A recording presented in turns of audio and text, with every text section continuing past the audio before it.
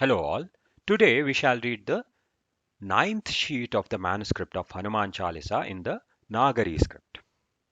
In the previous sheet we read that this Pancha Sahasra is the beginning. Hence we shall not go into the previous sheet. Here it says Pancha. There is a small Anuswara over here, but that Anuswara is faintly visible.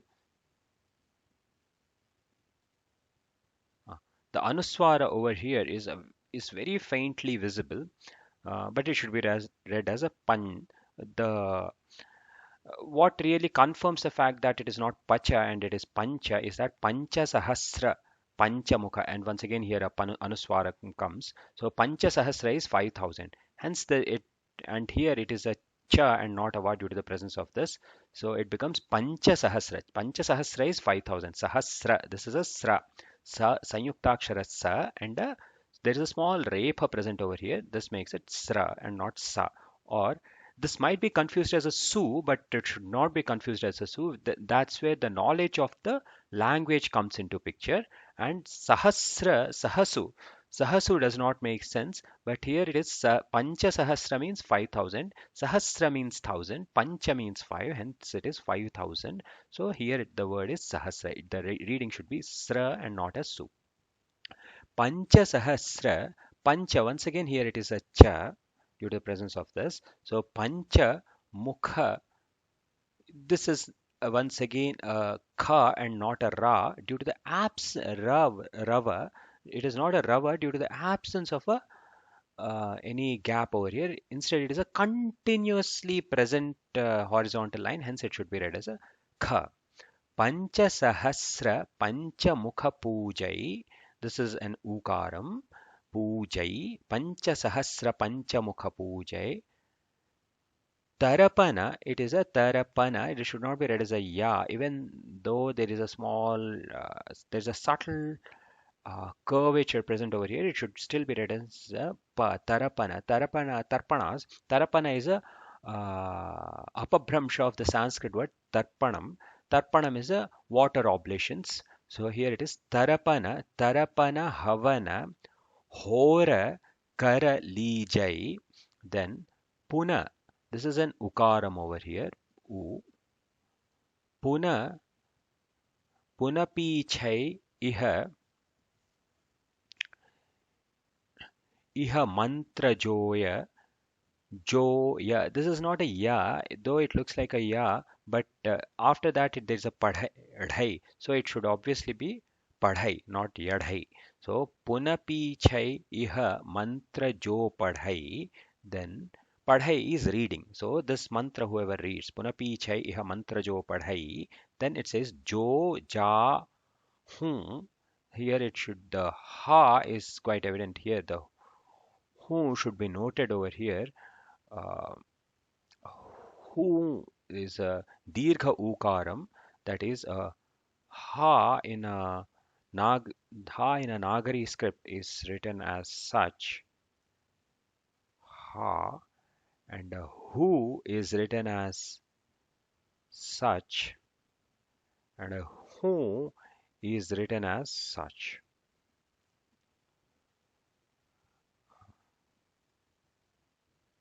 Who.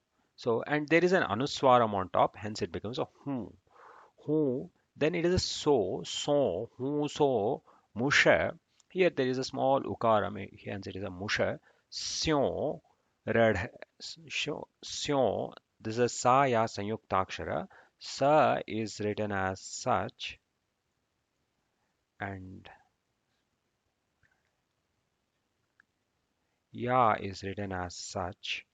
So a sa ya sanyuktakshara becomes syo. Sya. So it might be argued that it could be a past por hadhai, mushaspor hadhai, but spor hadhai does not make sense over here. It is a syor hadhai. So jo ja hu so mushasyor hadhai. Then so sabhasa, The next sentence is so, then sa, then a bha due to the presence of the small gap over here, then sa, so sabhasa tya. Okay, though there is a viramam over here, ideally the viramam should not have been present. So sabhasa tya, this is a tya and not a ksha due to the absence of a serif over here. If this tail would have been longer, it would have been a ksha, but here it is a tya. So it says so sabha satya, satya is truth. So sabha satya jumana me dharai. So sabha satya ju mana me dharai. This is a dha, dhara. Dharanam comes from the dharanam. Dharanam from Sanskrit word dharana. Dharana is taking up. Me dharai. Me here it is an anuswara. It should be observed that if it were an Avadhi text would have a Chandrabindu. So in many such instances over here, we find a Anuswaram instead of a Chandrabindu. And in the Nagari, this would be a Chandrabindu, and here it is a now. The rule for even in Nagari, the rule for a Chandrabindu is not always there. So in case if it is an Ekaram and Anuswara can also act as a Chandrabindu. So hence here it is a Chandrabindu. Similarly, sorry, in here it is a Chandrabindu. Here also it is supposed to be a Chandrabindu, which becomes an Anuswara.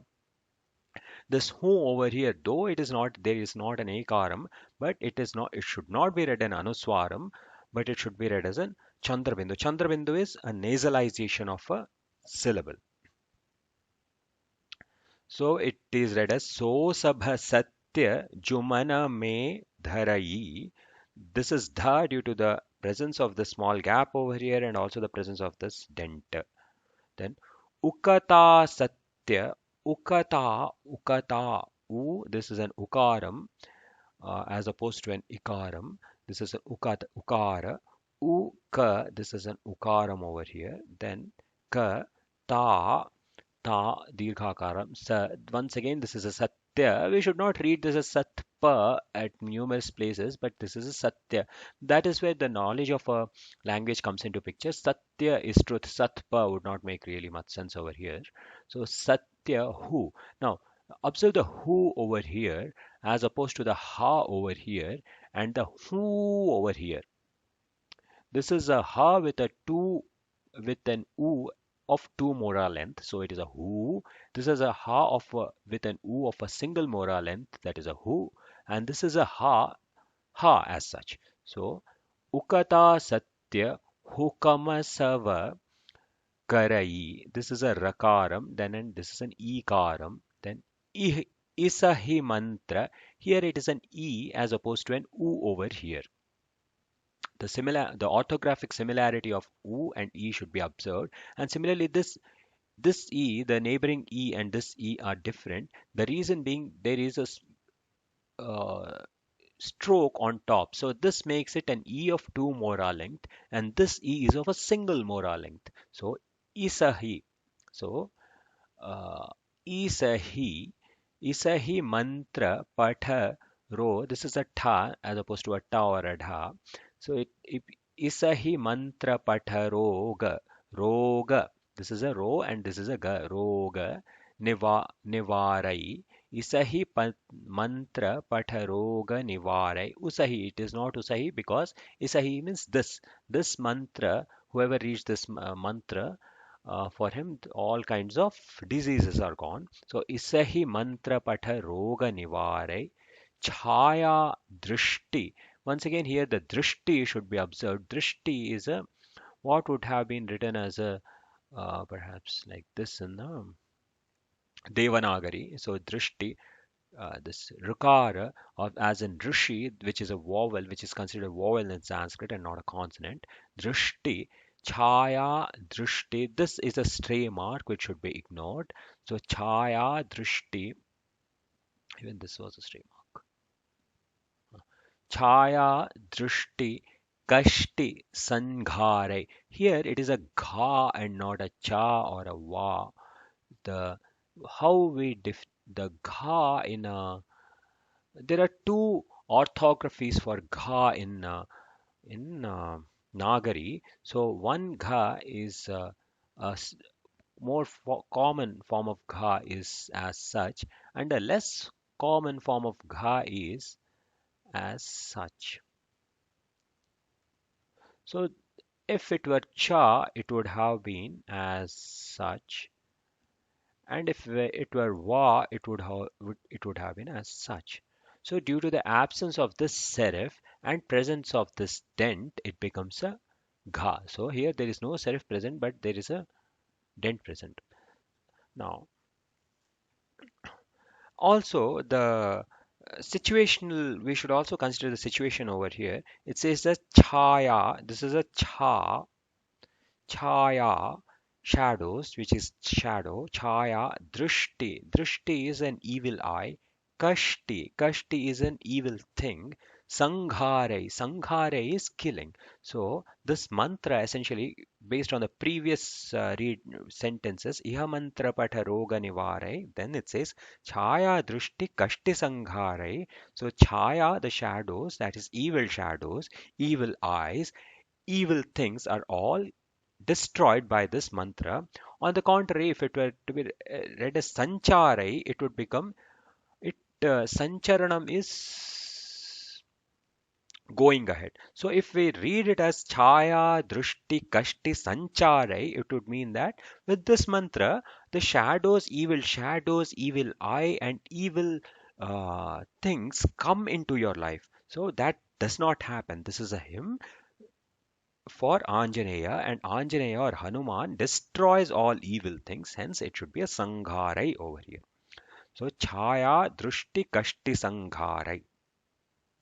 Such nuances should be taken care of while chanting any hymns or anything as such, because in Sanskrit or in any Indian language, small subtle differences makes a huge small subtle difference of a phone makes a huge differences in the meaning. But orthographically, the phones might not always be as easily discernible as in this case. It might uh, it may be read as a samvarai, it may be read as a sancharai, or it may be read as a sangharai. If it were to be read as a sancharai, samvarai means it benefits. So what it would have meant is this mantra would benefit the shadows, evil shadows, evil eye, and evil and problems. If it were to be read as sanchare, it would mean that evil shadows, evil eyes, and problems would all be would get into your life. And but if it is read as sanghare, it would mean that evil eyes, evil shadows, and problems would be removed from your life. And Hanuman Chalisa is typically read for destruction of evil things, hence it is sanghare. It should be very carefully and subtly read over here. The absence of any serif and the presence of this dent alone makes it a sangharai. So chaya drishti kashti sangharai. Then the next sentence reads kabahu na ta kodari. Kabahu na ta kodari. There is a viramam over here, but the sentence does not seem complete. Uh, we do not know whether the sentence is actually complete or incomplete. We do not really know. Kabahu na ta kodari.